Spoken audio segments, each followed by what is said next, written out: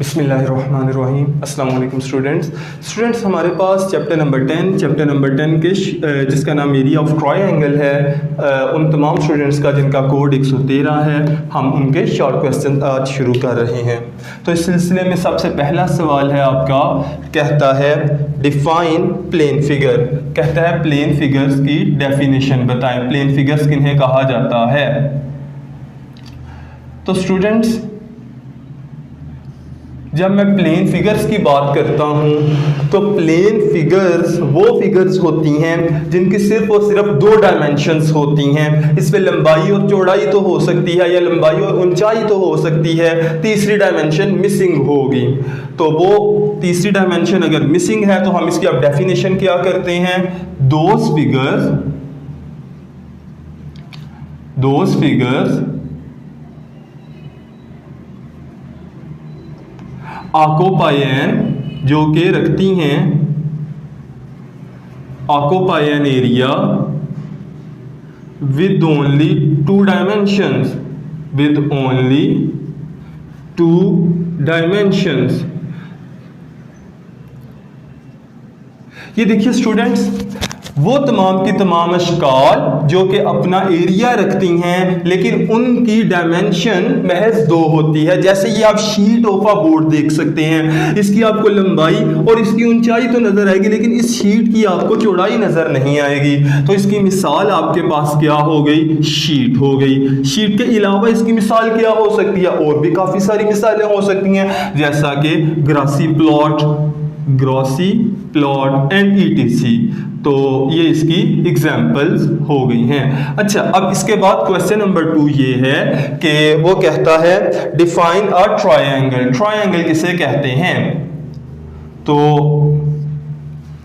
Triangle भी एक plane figure होती है क्योंकि इसमें लंबाई और ऊंचाई या लंबाई और चौड़ाई होती है, तीसरी चीज नहीं होती। तो आप यहां पर कहेंगे सच अ प्लेन फिगर। ये एक ऐसी प्लेन फिगर होती है, ये सॉलिड फिगर नहीं होती। सॉलिड में तीनों चीजें आती हैं, प्लेन में दो डायमेंशंस होती हैं। Such a plane figure bounded by 3 straight lines, bounded by 3 sides, या आप इसको कह सकते हो 3 स्ट्रेट लाइंस। एक ऐसी शक्ल जो कि आपके पास क्या होती है, such a plane figure bounded by 3 straight lines is called a triangle. इसको हम ट्रायंगल कहते हैं। अब स्टूडेंट्स इसकी एक एग्जांपल आपको दे देता हूं। मिसाल के तौर पर मैं यहां पे नीचे लिख देता हूं। मिसाल के तौर पर आपने कहा कि ये लेट्स से आपने ये ड्रॉ कर लेना है, a is equal to 1, b is equal to 1 and c is equal square root 2। आप पाइथागोरस लगाएंगे तो ये जजर 2 आ जाएगा। a is equal 1, b is equal to 1 and c is equal to square root 2। आप देख सकते हैं ये 3 स्ट्रेट लाइंस ने बाउंड किया हुआ है इसको। अब इसके बाद है हमारे पास क्वेश्चन नंबर 3। क्वेश्चन नंबर 3 की स्टेटमेंट ये है, वो आपसे कहता है कि उसका क्वेश्चन ये है कि डिफाइन करें आप आइसोसेलेस ट्रायंगल को। आइसोसेलेस SCELES आइसोसेलेस ट्रायंगल्स क्या होती हैं? तो आइसोसेलेस ट्रायंगल ऐसी ट्रायंगल्स होती हैं such a triangle in which any two sides कोई सी दो साइड्स बराबर हों। ऐसे ट्रायंगल जिसमें कोई सी दो साइड्स बराबर हों। जब स्टूडेंट साइड्स बराबर होंगी तो उनके अपोजिट एंगल्स भी बराबर होंगे। Corresponding opposite angles and corresponding opposite to angles are equal, वो आपस में क्या हों, वो बराबर हों। देखिए एक ऐसी मुसल्लस को मुतसावी साकैन मुसल्लस बोला जाता है जिसके कोई से दो इज़ला और बिलमुकाबिल उनके जो जाविये होते हैं वो आपस में बराबर होते हैं। मिसाल इसकी यही वाली मैं लिख देता हूँ। इसकी मिसाल क्या हो गई? इसकी मिसाल हो गई a is equal 1, b is equal 1 and c is equal square root 2। तो आप यहाँ पर ये देखिए a is equal 1, b is equal 1, c is equal square root 2। तो स्टूडेंट्स इसके बाद क्वेश्चन नंबर 4 है, मैं उसके लिए इसको इरेज कर दूँ।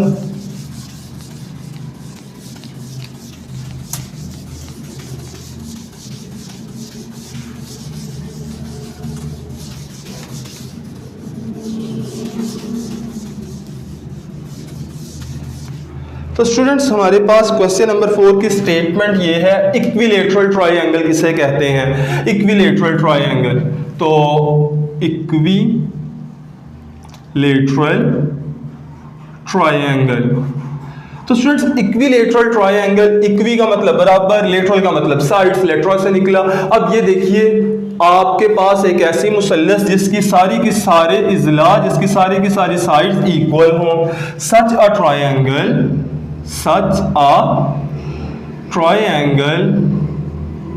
in which all the sides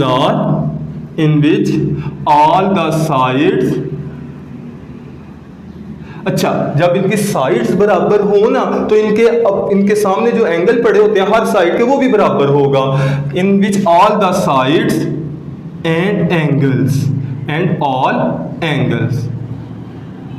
angles are equal, वो आपस में क्या हों? वो बराबर हों। मिसाल के तौर पे मैं इक्विलेटरल ट्रायंगल यहाँ पर ले लेता हूँ कि ये देखिए, पहले तो डेफिनेशन के ऊपर आ रहा हूँ, उसके बाद मिसाल पे आता हूँ। सच अ ट्रायंगल, ये एक ऐसी मुसल्लस है इन विच ऑल द साइड्स, जिसमें सारी की सारी साइड्स ए, बी और These are what? In which all the sides are equal, जिसमें सारी की सारी साइड्स ही आपस में इक्वल होंगी। A बराबर होगा B के और B साइड बराबर होगी C के, जबकि A के अब कोरिस्पोंडिंग जो एंगल है अपोजिट वो अल्फा, B के सामने बीटा है और C के सामने गैमा है। तो यहाँ पर अल्फा, बीटा और गैमा भी बराबर होंगे। स्टूडेंट्स एक यहाँ पे आप बात भी ज़हन में रखिए, ये देखें इसका मतलब ये हुआ कि ये जो एंगल्स होते हैं वो अपने सामने वाली साइड पर डिपेंड कर रहे होते हैं। आइसोसीलीज में भी हम लोगों ने ये बात जानी कि आइसोसीलीज में क्या होता था, दो साइड्स बराबर होती थी तो वो उनके सामने वाले जो अपोजिट एंगल्स होते थे वो दो बराबर होते थे। एक साइड जितनी बड़ी होगी उसके सामने वाला एंगल भी उतना ही बड़ा होगा, एक साइड जितनी छोटी होगी उसके सामने वाला एंगल भी उतना छोटा होगा। अगर तीनों साइड्स बराबर हैं तो इसके सामने पड़े तीनों एंगल्स भी आपस में बराबर होंगे। इसके बाद है क्वेश्चन नंबर 5, आखिरी सवाल है, डेफिनेशन वाइज शॉर्ट में आखिरी सवाल है कि वो कहता है आपके पास write the formula of an equilateral triangle. तो हम यहां पर लिखते हैं area of an equilateral triangle, area of an equilateral triangle when the side is A, when side is A, तो ये हमारे पास किसके बराबर है? Area of an equilateral triangle when the side is A। तो स्टूडेंट्स ये वाला फॉर्मूला लिख दें, इज ये बराबर है ए बराबर है स्क्वायर रूट 3/4 ए स्क्वायर। तो स्टूडेंट्स यूं आपके ये पहले 5 सवाल इख्तिताम को पहुंचे।